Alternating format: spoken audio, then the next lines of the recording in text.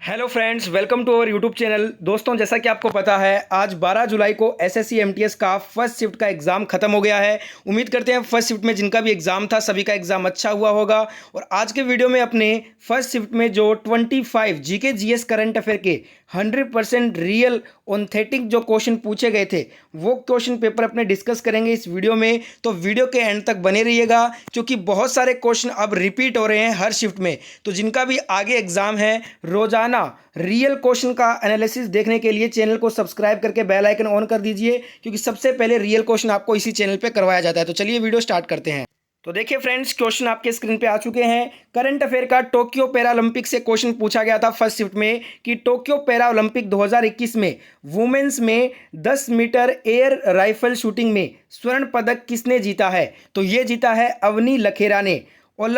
Tokyo Olympic से अभी तक जितने भी शिफ्टों में एग्जाम हुआ है एमटीएस का, एक या दो क्वेश्चन हर शिफ्ट में पूछे गए हैं। तो ओलंपिक वाला टॉपिक जरूर कवर करके जाइए। नेक्स्ट क्वेश्चन आया था हिस्ट्री का, वास्को डी गामा भारत कब आया था? अब इससे आसान क्वेश्चन नहीं हो सकता, एमटीएस के लेवल का ही क्वेश्चन है। 20 मई 1498 को आया था Vasco D gamma Bharat. Vasco D gamma एक पुर्तगाली खोजकर्ता थे। वह समुद्र के रास्ते भारत पहुंचने वाला पहला यूरोपीय है। वास्को डी गामा 20 मई 1498 को कालीकट में भारत आया था। गामा के आगमन के दौरान कालीकट के राजा समुद्री जमोरिन, और ये उस समय राजा थे, और 29 अगस्त 1498 को वास्को डी गामा कालीकट से रवाना हुआ। 1502 में वास्को डी गामा ने जो है ना भारत में वापसी की थी, ठीक है। और उन्हें 1524 में वायसराय की उपाधि के साथ भारत के राज्यपाल के रूप में नियुक्त किया गया था। ये इंपॉर्टेंट है, ध्यान रखिएगा। 1524 में कोची में वास्को डी गामा की मृत्यु हो गई थी। तो ये मृत्यु वाला भी पूछा जाएगा आने वाले शिफ्टों में। नेक्स्ट क्वेश्चन आया था 1887 कांग्रेस अधिवेशन की अध्यक्षता किसके द्वारा की गई? 1887 का कांग्रेस का अधिवेशन हुआ था जो कि मद्रास में हुआ था। इसकी अध्यक्षता की थी बदरुद्दीन तैयब जी ने। ये कांग्रेस के पहले मुस्लिम अध्यक्ष थे। ये क्वेश्चन प्रैक्टिस वीडियो में किया हुआ है हमने। प्रैक्टिस वीडियो से आज वाले शिफ्ट में भी 4 से 5 क्वेश्चन आए हैं। प्रैक्टिस वीडियो का प्लेलिस्ट का सभी वीडियो एग्जाम से पहले जरूर देखकर जाइएगा। लिंक आपको डिस्क्रिप्शन में प्लेलिस्ट का मिल जाएगा ऊपर ही ऊपर, क्योंकि हर शिफ्ट में 4 से 5 क्वेश्चन प्रैक्टिस वीडियो से आ रहे हैं। 1888 का जो कांग्रेस का अधिवेशन हुआ था वो इलाहाबाद में हुआ था। इसकी अध्यक्षता की थी जॉर्ज यूले, जो कि प्रथम अंग्रेज अध्यक्ष थे। 1896 का जो इंपॉर्टेंट है, ये कांग्रेस का अधिवेशन हुआ था कलकत्ता में। और ये क्यों इंपॉर्टेंट है? क्योंकि इस अधिवेशन में राष्ट्रीय गीत वंदे मातरम का पहली बार गायन किया गया था। रहीमतुल्लाह सयानी ने अध्यक्षता की थी 1896 अधिवेशन की। देखिए, सभी अधिवेशन इंपॉर्टेंट है कांग्रेस के। एक क्वेश्चन आ रहा है हर शिफ्ट में। नेक्स्ट करंट अफेयर का आया था प्रो कबड्डी लीग 2021 में दबंग दिल्ली ने फाइनल मैच में किसको हराया था? फाइनल मैच में दबंग दिल्ली ने पटना पायरेट्स को हराया था और खिताब अपने नाम किया था। देखिए दोस्तों, पटना पायरेट्स ने यह सर्वाधिक 3 बार जो है ना ट्रॉफी जीती है प्रो कबड्डी लीग की। और 2019 का विजेता कौन था? Bengal warriors. Pro Kabaddi league से हाल फिलहाल के जितने इंपॉर्टेंट क्वेश्चन बनते हैं कवर कर लीजिए। प्रो कबड्डी लीग से 3 से 4 बार क्वेश्चन पूछा जा चुका है।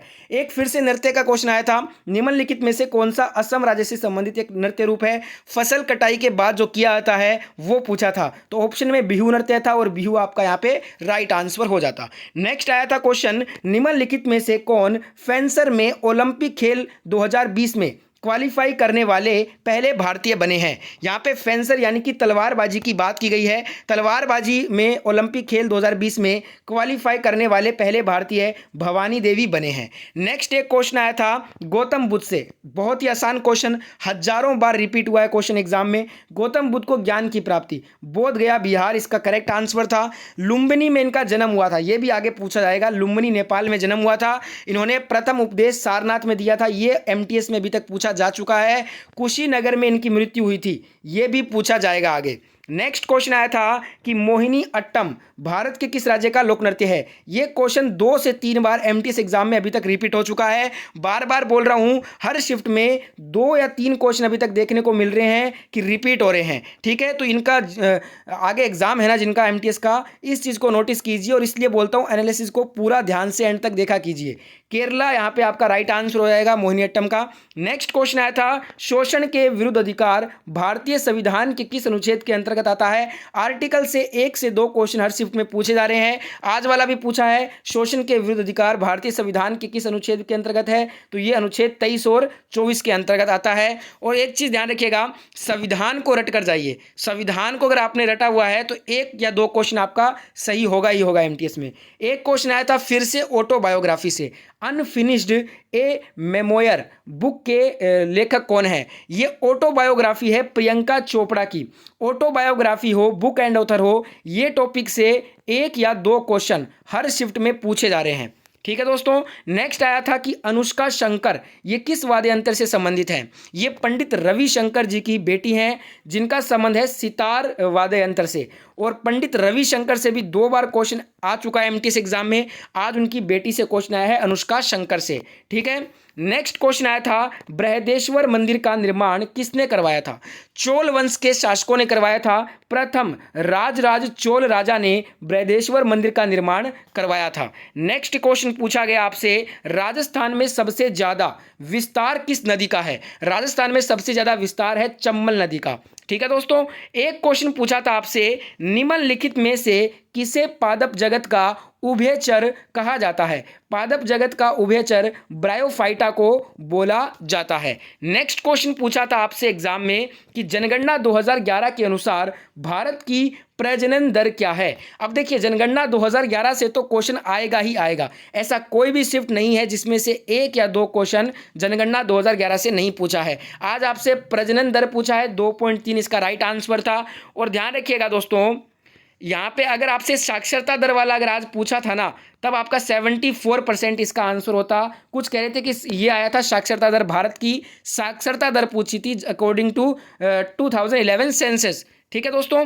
नेक्स्ट क्वेश्चन पंजाब का राज्य के जो नए वर्तमान में मुख्यमंत्री बने हैं वो कौन बने हैं। ये कल वाली शिफ्ट में क्वेश्चन आया था, सेकंड शिफ्ट में, और कैंडिडेट्स बोल रहे थे कि ये आज भी पूछा गया है। तो जिनका भी फर्स्ट शिफ्ट में एग्जाम हुआ था बताइएगा ये क्वेश्चन आया था या फिर नहीं। अगर आया था तो इसका आंसर हो जाएगा भगवंत मान, आम आदमी पार्टी से हैं।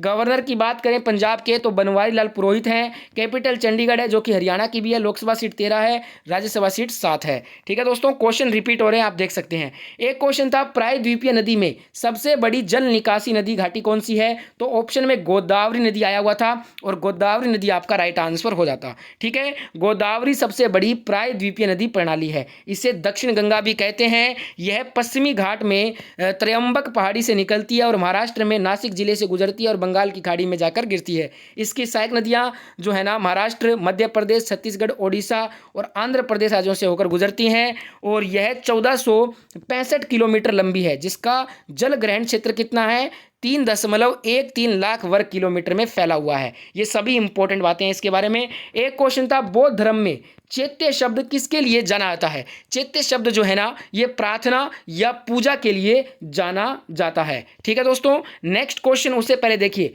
चैत्य एक बौद्ध या जैन मंदिर है जिसमें एक स्तूप समाहित होता है। भारतीय वास्तुकला से संबंधित आधुनिक ग्रंथों में शब्द चैत्य ग्रह उन पूजा या प्रार्थना स्थलों के लिए प्रयुक्त किया जाता है जहां एक स्तूप उपस्थित होता है।